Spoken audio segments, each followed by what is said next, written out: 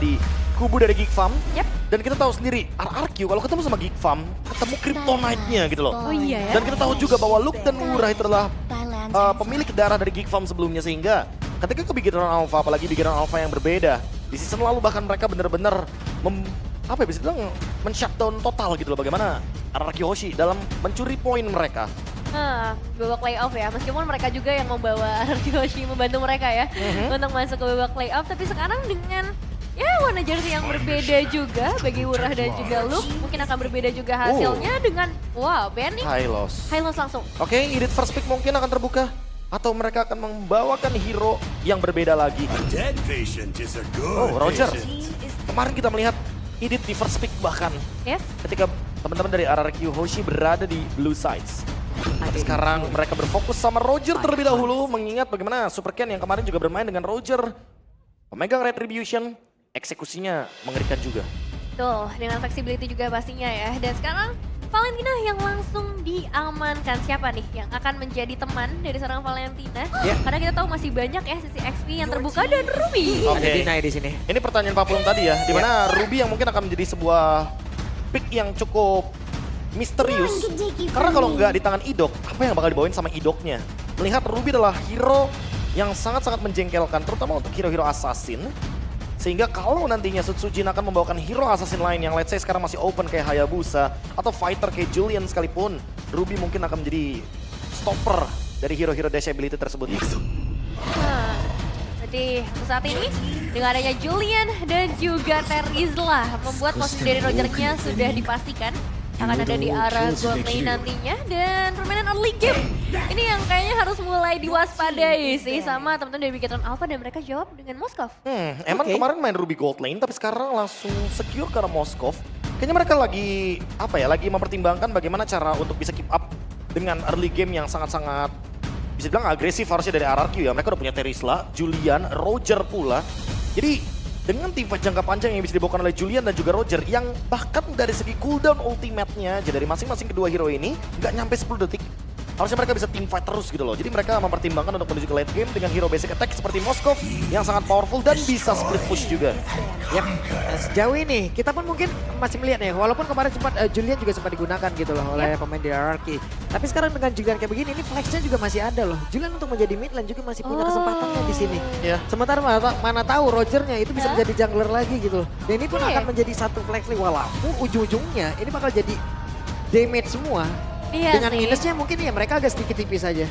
Bener sih, tapi dengan damage yang besar juga keuntungannya bisa dibilang kalau misalnya mereka dapetin momentumnya akan cukup besar, tapi mungkin masih harus menunggu terlebih dahulu pilihan selanjutnya yang akan dibawakan oleh Bigetron Alpha, karena mereka juga baru menutup ke arah Zaz ya, potensial mid lane bagi RQ Hoshi. Oh, Tigreal. Tipikal hero yang maksain Purify. Secara nggak langsung mungkin Julian yang nantinya akan ada kemungkinan untuk membawakan Retribution agak sedikit terganggu ya. Iya. Dengan keadaan dari Tigreal. Mungkin last band-nya bisa menuju ke arah dari Fighters karena Alpha di sini masih open juga. Dan Bigetron Alpha bisa aja ambil Alphanya langsung di fase pick yang keempat. Membiarkan Ruby-nya jadi flexible pick. Agar nantinya mereka bisa ngebawain 3 fighter. Let's say last pick-nya menuju ke arah dari Arlott untuk Luke. Itu juga bisa dibawakan. Possible banget bahkan. Tapi mereka nggak boleh melupakan. Ini harus ada stopper untuk Terizlanya. Karena Terizlanya akan sangat superior kalau dia nggak bisa di all in di early game sampai mid game.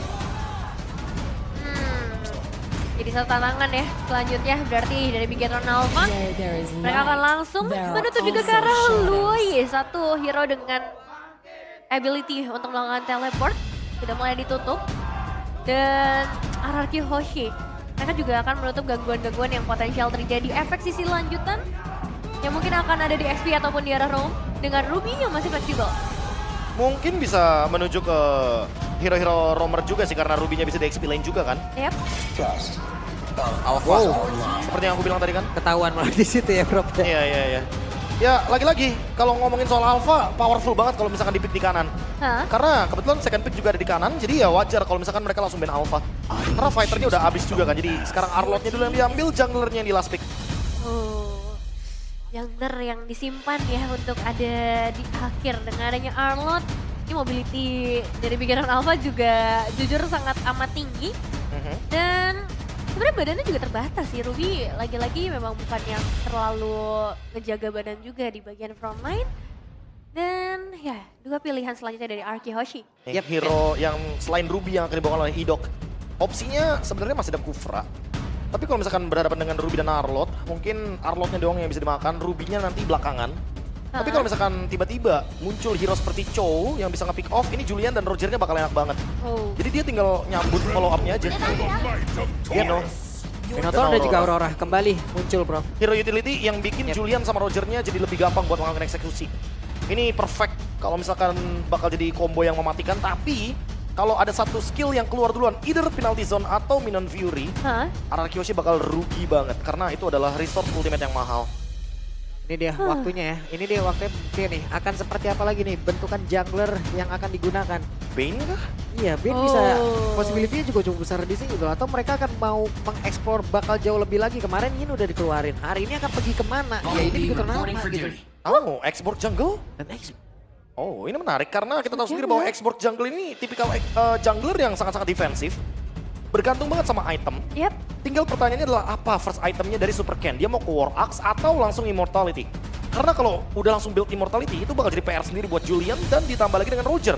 Tapi itu poin plus karena Julian dan Rogernya gampang banget buat pecahin Viraga Armor. Kita tahu sendiri bahwa memang export sangat lemah tanpa Viraga Armor. Dan ingat power early game ya yang dibawakan oleh RRQ Hoshi juga sangat amat terlihat di sana. Meskipun Aurora mungkin di awal belum bisa kasih damage, tapi efek CC yang bertubi-tubi bisa diberikan dari arah Minotaur, dari arah Terizla juga. Dan ini yang akan menjadi jawaban dari Bigetron Alpha. Seperti apa permainan dari Xborg jungle-nya, karena mereka juga punya super look dengan Ruby-nya di sisi XP. 3 fighters, ini menandakan 3 kali lipat untuk team fight di early game-nya. Kita akan lihat bagaimana 2 menit awal, terutama untuk Super Ken juga. Yep, 3 abang-abangan mungkin 3 fighter. Sudah terlihat untuk langsung bisa mendapatkan poin di game yang pertama. Namun sekarang di match yang kedua, di game yang pertama. MPL Arena, kita mau dengar semangatnya! Wow. Rame emang ya. Belum lagi bapak-bapak kontraktor di pojokan sana tuh rame banget. Kingdom jadi kontraktor hari ini. Jadi apa? Membantu coba untuk membangun ya apa yang ingin mereka bangun kerajaan nih dari RRQ Hoshi. Diawali langsung dengan satu gen yang besar harapannya untuk ada di arah early game dapetin leveling lebih dulu. Tapi yang jelas Moreno udah dalam kondisi yang gak terlalu baik nih di awalnya. Ya kayak dipaksa buat recall dulu ya biar nanti dia bakal telat untuk farm di early game-nya. Tapi lagi-lagi sih kalau ngomong soal Valentina, hati-hati juga kalau misalkan dia dapetin momentum untuk ngepok. Karena hampir semua serangannya akan menimbulkan efek spell fan dan ini udah class hit. Yap, namun di tempat yang lain Skylar dengan satu Lycan Pons yang setidaknya masih berhasil kabur lagi. Dengan sebuah cengkraman tadi yang hampir saja bisa masuk ke dalam tubuhnya, namun di bagian tengah.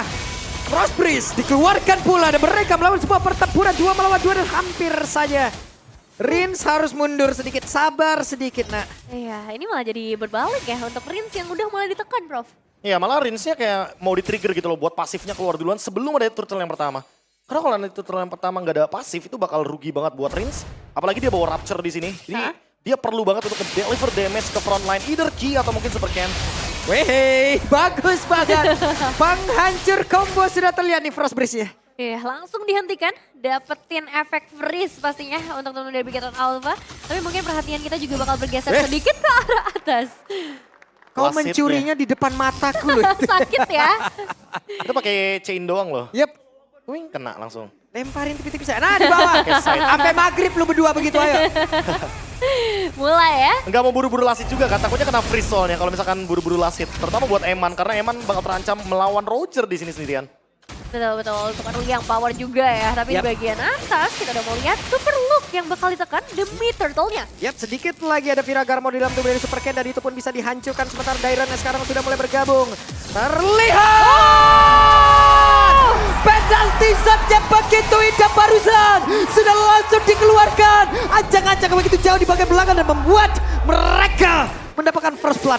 Rins lagi yang berhasil mendapatkan objektif begitu mahal bagi teman-teman dari RRQ Hoshi dan gak banyak yang bisa dilakukan oleh Bigetron Alpha. Iya, terkena efek froze itu akan benar-benar men-shutdown gerakan juga dari RRQ Hoshi dan memang untuk sekarang kita melihat keuntungan sudah didapatkan plus first blood.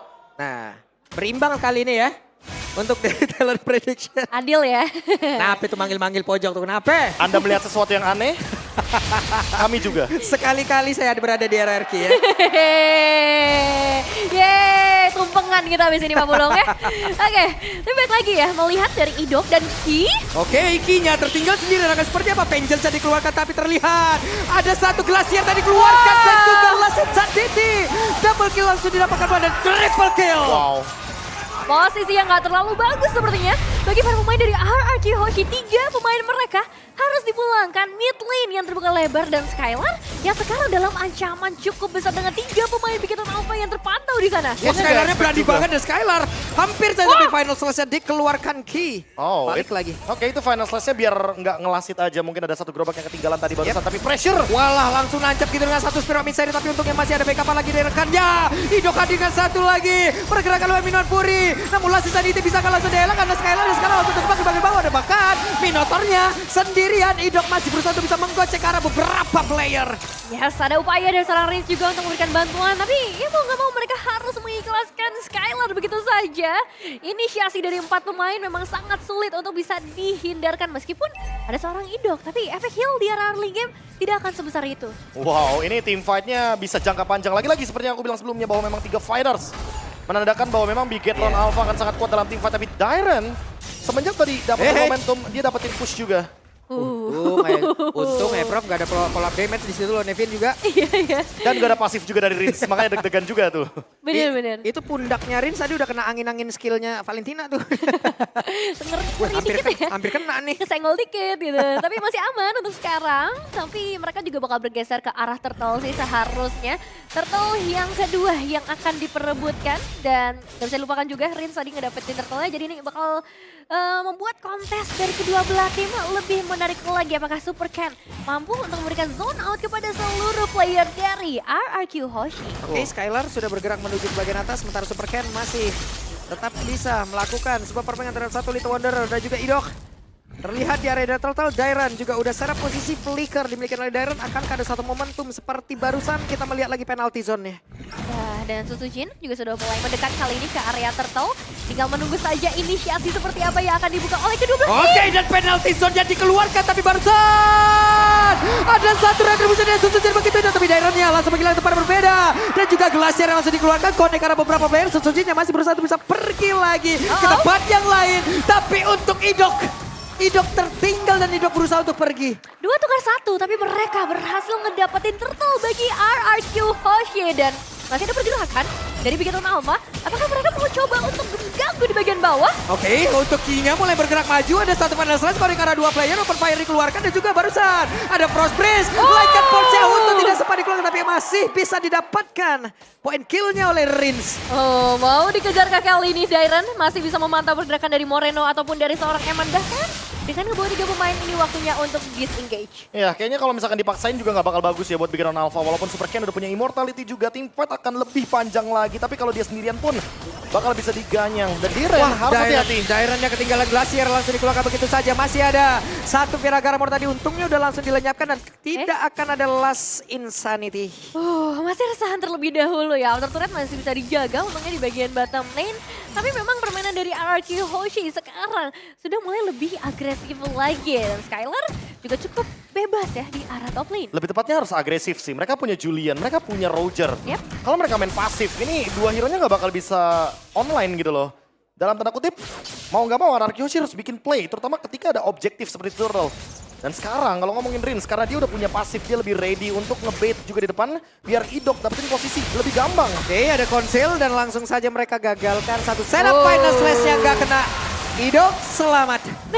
Dengan satu buah konsol yang udah dibuka, final session yang udah dibuka juga.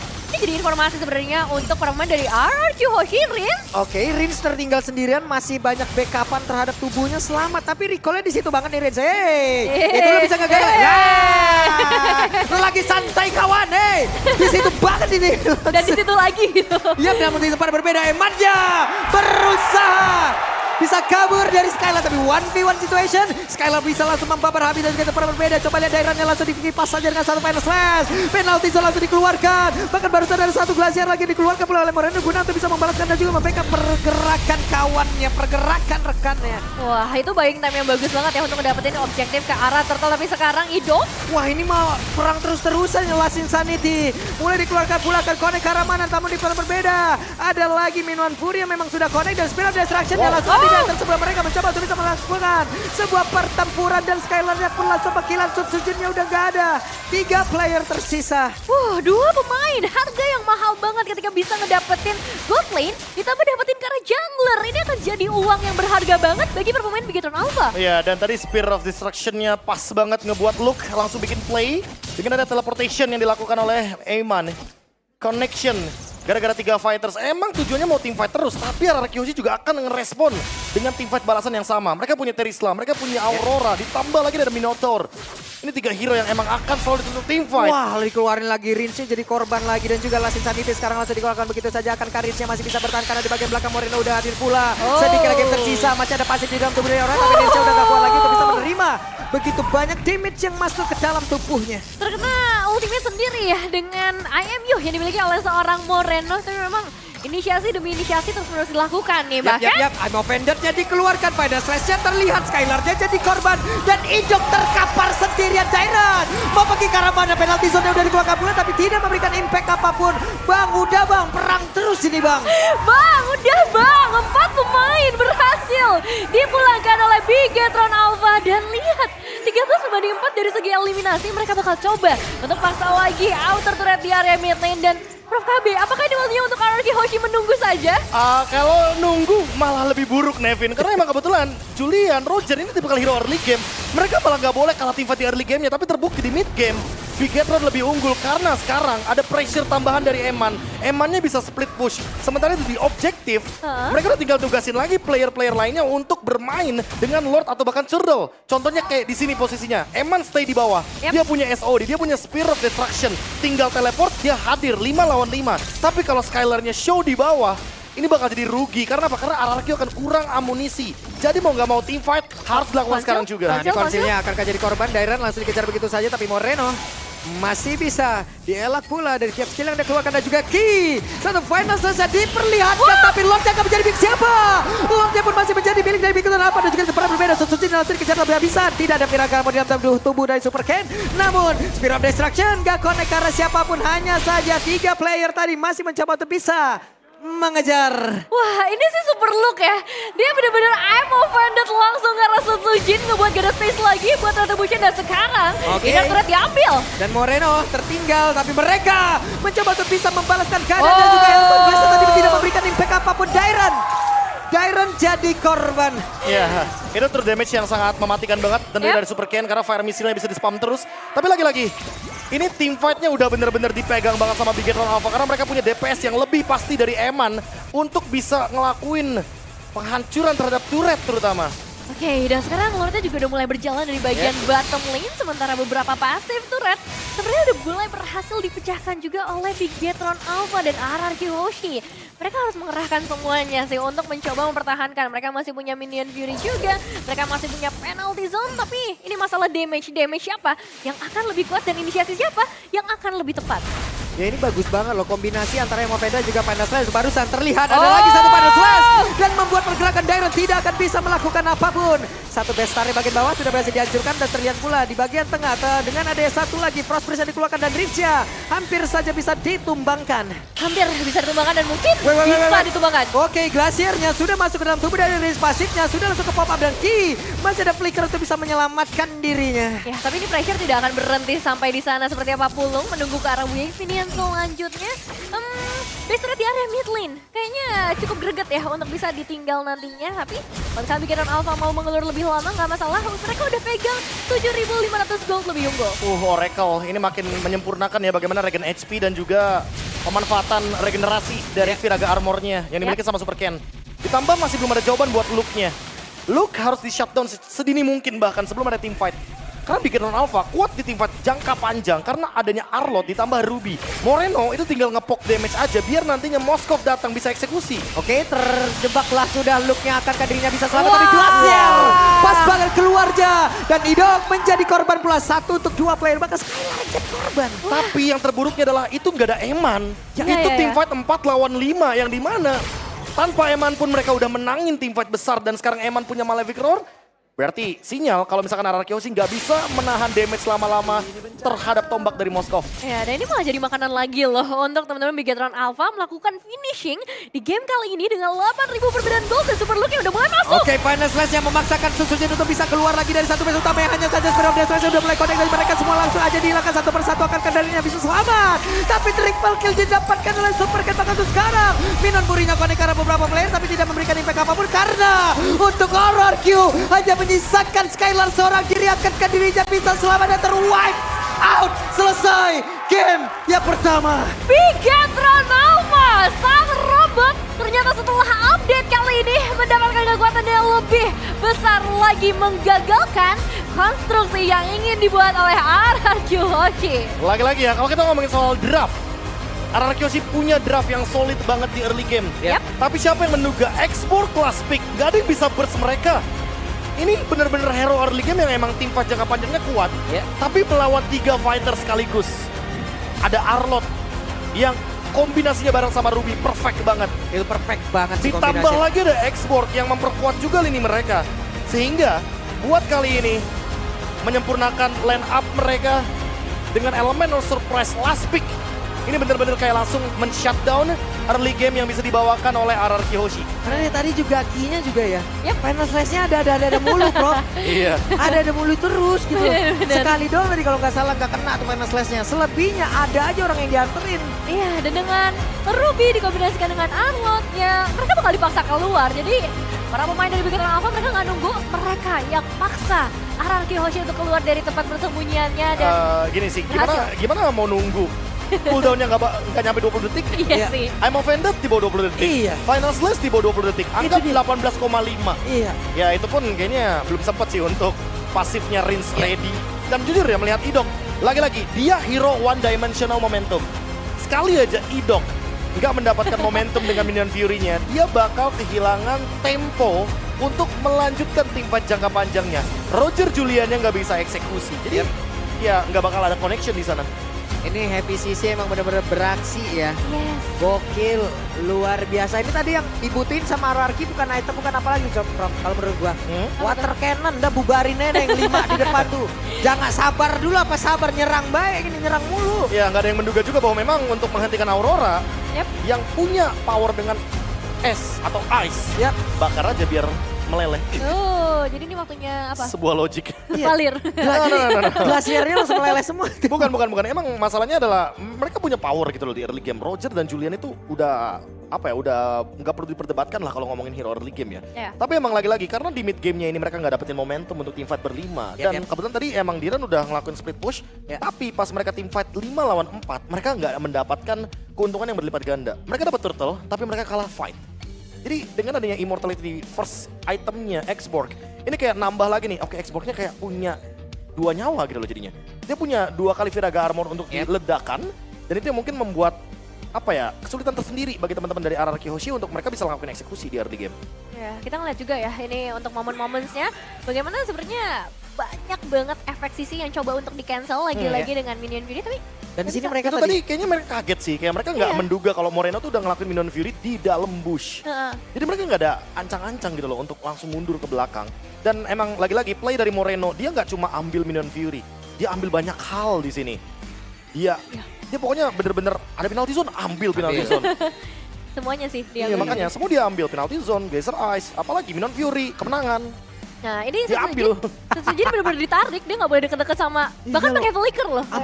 Dan connection, itu comms-nya entah kenapa kayak nyambung banget kayak tadi Spear of Destruction connect, Luke langsung flicker, I'm offended. Kayak di sini, di Spear of Destruction nggak kena, nggak apa-apa. Mereka cuma ya udah keluarin poke damage dikit ya kan. Habis itu mereka coba kuasain aja territorial team fight-nya. Mereka tuh cuma pengen RRQ nggak dapat push, udah.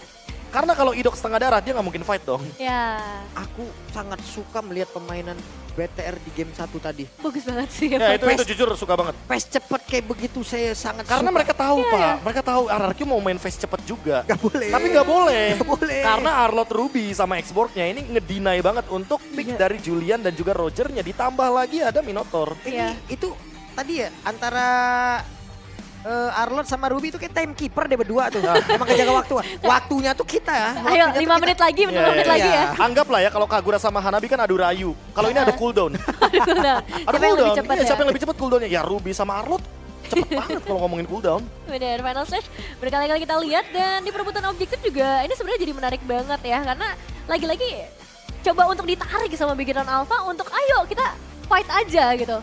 Tapi kalau ngomongin tempo sih, mungkin lagi-lagi ya, ini dituntut untuk dengan draft Julian dan Roger untuk bermain dengan intensitas cepat. Apakah memang lagi-lagi memenangkan gold lane, memenangkan match up Roger dan juga Moskov yang dimana tadi Moskovnya menangin satu turret, Ya. dibandingkan yang dimana kita tahu Roger malah yang seharusnya memenangkan match up tersebut. Tapi karena memang lagi-lagi bantuan dari mungkin Arlotnya Vin lagi kan, Arlotnya, aduh, aku jadi ingat. Masih ke bawah. Arlotnya I Ki. see your shadow in my room Karena, ya. aduh, kenapa ya aku gak bisa move on? Karena baru satu season sih. Iya. Tapi lagi-lagi, kalau ngomongin soal Arlotnya Ki yang tadi sampai ke bawah, itu kayak nggak tahu kenapa aku bener-bener jadi kayak kebantu banget gitu loh. Karena emang Moskov tuh langsung dapetin banyak banget momentum. Ya. Dia split push di bawah, Diren dapetin atas, tapi atasnya juga hancur. Kayak, jadi sama-sama gitu. Ya nggak sih? Iya ya. Kayak nggak dapetin keuntungan juga RRQ-nya. Diren emang dapet platingan, tapi itu platingan EXP. Jadi kayak nggak berbanding fair sih. kalau Plus pro pertanyaan kita tadi di awal-awal. Idok tanpa Ruby dijawab langsung. Nah, tapi Long, Kejawab, Long. tapi Long, gue bisa bantah juga sedikit. Gimana tuh? Karena emang hero one dimensional. Ya, gini. Cooldown cepet, ya kan? Ditambah lagi kalau kita ngomongin soal Minotaur yang emang kebetulan gak bisa ngelakuin fight lama Iya. tanpa adanya Flash of Dios Iya. atau mungkin Oracle ya. Jadi gak bisa